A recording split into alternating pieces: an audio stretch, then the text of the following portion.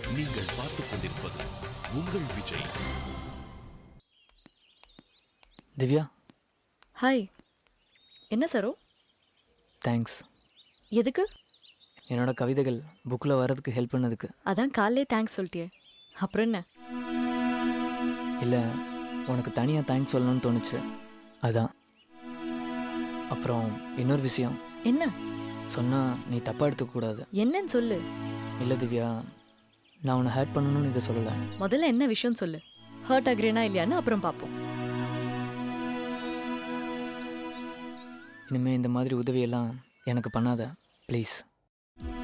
Sorry Divya, தயவு செஞ்சு என்னை தப்பாக நினைக்காத. இனிமேல் இந்த மாதிரி உதவியெல்லாம் எதுவுமே எனக்கு பண்ண வேண்டாம். ஏன் சரவணா?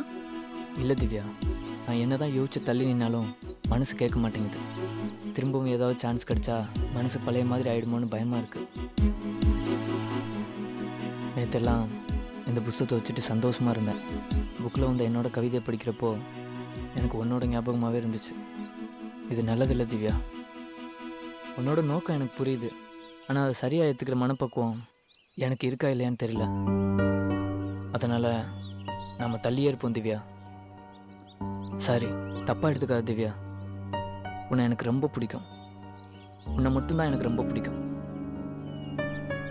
அதனால தான் உன்னை விட்டு தள்ளியே இருக்கணும்னு நினைக்கிறேன். எனக்கு புரியுது.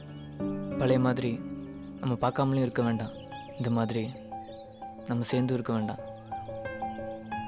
தூரத்துலேருந்து ஒருத்தருக்கு ஒருத்தர் டிஸ்டர்ப் பண்ணிக்காமல் சேர்ந்துருக்கலாம். சரி, என்ன நீ தப்பா எடுத்துக்கல. தேங்க்ஸ். பை திவ்யா.